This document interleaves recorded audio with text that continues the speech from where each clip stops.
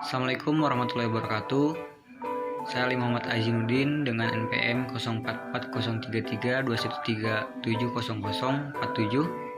Di sini saya akan menjelaskan materi UTS Manajemen Basis Data. Bagi perusahaan atau organisasi, keberadaan database basis data memiliki fungsi dan peran penting dalam mendukung proses bisnis agar lebih efektif dan efisien.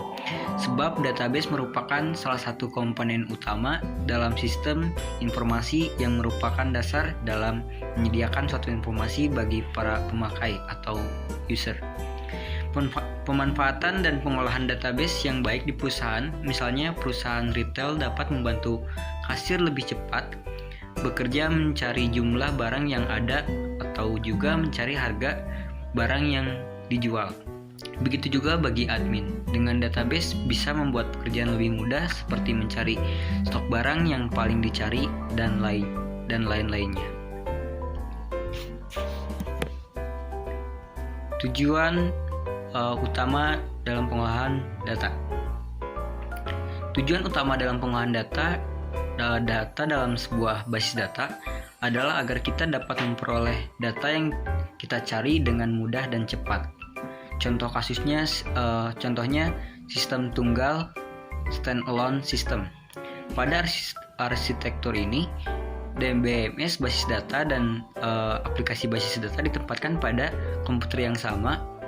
Pemakai yang dapat menggunakannya hanya satu orang atau single user. Lalu ada sistem terpusat, centralized system, sistem basis data yang dijalankan pada sistem komputer tunggal dan tidak berinteraksi dengan sistem pada komputer lain. Pengguna terkoneksi ke komputer pusat melalui terminal. Lalu ada sistem client server, sistem basis data yang memisahkan program pengguna dengan program basis data di sistem yang berbeda. Pengguna terkoneksi ke pusat data yang disebut server system melalui suatu program pengguna user interface yang terdapat pada personal komputer. Sistem terikat program pengguna berada disebut client system. Lalu ada sistem terintribusi. Sekumpulan data yang secara logis adalah milik satu sistem yang sama, tetapi secara fisik tersebar di beberapa tempat di jaringan. Basis data ini disimpan di beberapa komputer, lalu komputer pada sistem terintribusi berkomunikasi satu sama lain.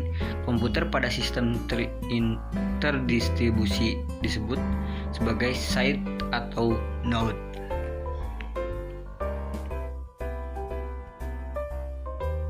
Model basis data berorientasi objek. Model basis data merupakan model yang menggambarkan hubungan antar entitas. Model ini dapat diterjemahkan ke dalam model relasional dan dapat diuraikan seperti diagram ERD. Dalam gambar ini model DB logika A dan model DB logika B adalah sistem basis data yang berbeda. Itu berarti bahwa mereka mungkin memiliki model basis data logika yang berbeda. Misalnya basis data relasional dan basis data orientasi objek. Atau mereka mungkin produk basis data yang berbeda. Meskipun mereka memiliki model basis data logika yang sama, hal ini dapat dilihat dari gambar bahwa sebuah model data komputer yang dikembangkan dapat dipetakan. Ketergantungan fungsional. Ketergantungan fungsional berperan penting dalam desain perancangan basis data, khususnya pada pendekatan teknik pada normalisasi basis data.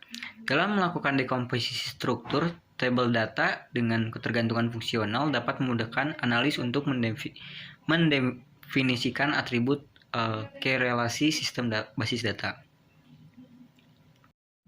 Cukup sekian yang bisa saya jelaskan. Assalamualaikum warahmatullahi wabarakatuh.